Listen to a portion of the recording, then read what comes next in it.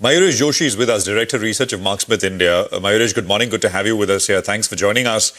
Just a quick word, Mayuresh, on this, of course, what was the big story yesterday with regards to the RBI circular on prop trading and capital market exposure with regards to banks. The one big hit, of course, was BSE, which came off the lows, but,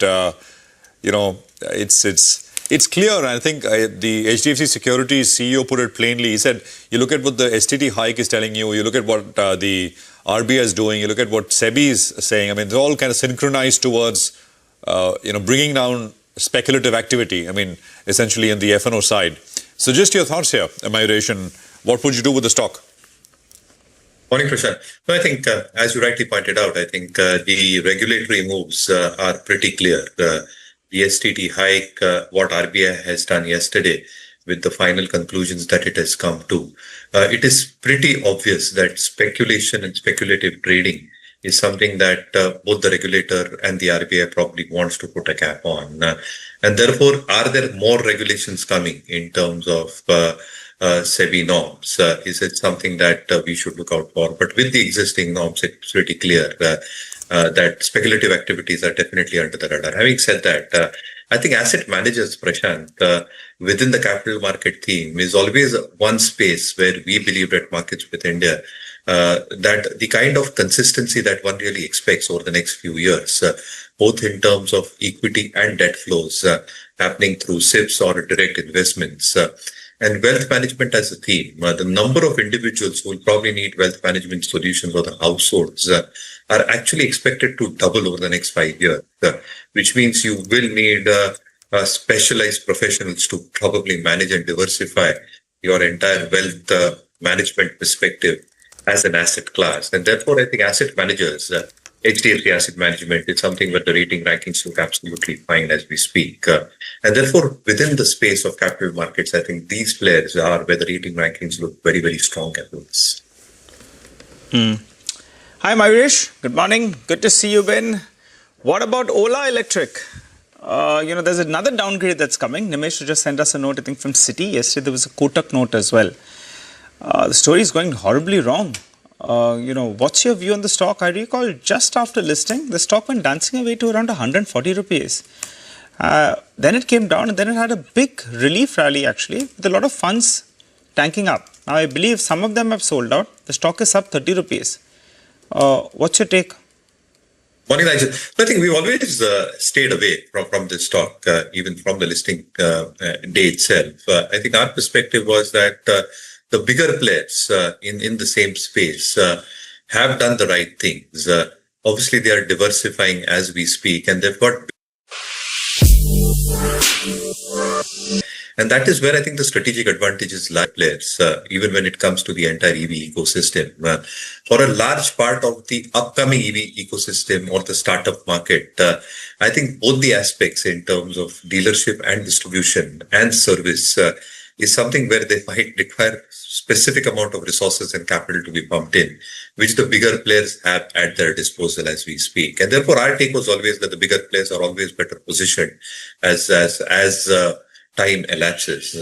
And a lot of the launches that we've now probably seen from the bigger players in the ecosystem are happening at the right price points. They are happening with the right perspective in place as well.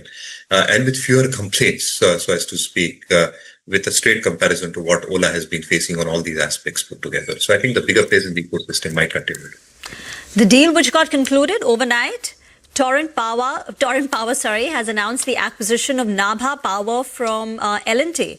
And L&T, according to CLSA, is going to cash in 26 rupees per share, and therefore they're looking at a special dividend that's coming in from L&T.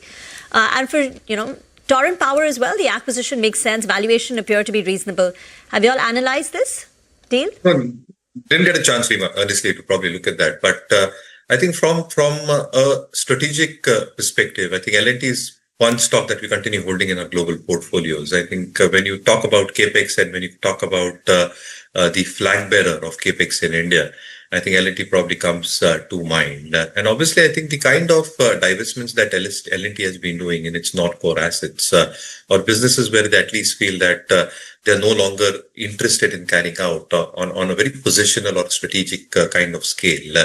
I think they're probably doing the right thing. Having said that, I think the expectations in terms of the overall order book, in terms of the overall working capital, in terms of expectations of ROEs, I think that should have a steady state improvement. So in my own sense, didn't have a chance to look at the deal, but L&T still remains one of our top holdings as far as leadership stocks are concerned in our global book.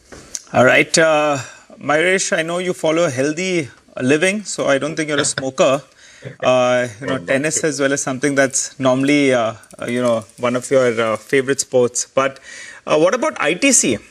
The stock has seen a sharp pullback. Now, over the last few days, you've heard of price hikes. I don't know the exact quantum, but they're trying to evolve the business model as well with regard to introducing different sizes of cigarettes as well. And I believe there are some price hikes that have come about. The stock has got slammed. Biggest underperformer post that duty hike. Your view on the stock at current reckoning, is bulk of the bad news in the price? Would you look at it? A large part of it is, yes, in the price, Nigel. But again, I think in terms of pure demand and elasticity, I think the kind of numbers that the cigarette business will throw out in terms of an absolute revenue or an absolute EBITDA might not have a significant dent with the price hikes they've probably taken. My only concern with ITC is the announcement that they've done 3-4 quarters back in terms of foraying into different products. And you've seen this in the past when they got into the other FMCG business. It took quite a time for that business to properly scale up and a lot of capital investments, which probably kept both ROEs and ROCs on a consolidated basis under check. And that is where the concern lies, in my opinion, at least, with the kind of capital investments that can go in terms of developing new products, exploring new markets, and ensuring that they become 100 crore plus products in terms of market size over the next few quarters.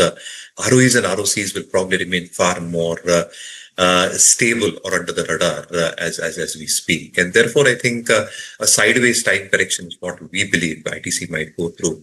Within the FMCG pack, our take again is that Nestle India probably has been a standout as far as numbers were concerned for the quarter. Okay, all right. What we're going to do is take a quick commercial break here. So stay tuned. We're back with some volume buzzers from yesterday. Figure in the top 15 odd volume led gainers on the NSE yesterday. Mayuresh, of course, is with us with what he'd want you to do as we sort of look ahead. The Infosys Investor Day, Mayuresh, is today, right, in the morning, and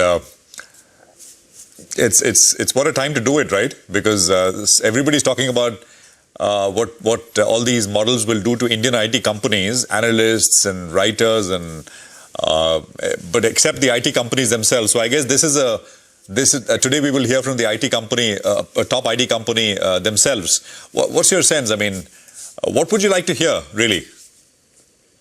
So Prashant, I think two things. One, I think the AI competition, if you want to call it that way, I think is serious, and it is something which IT companies need to take cognizance of.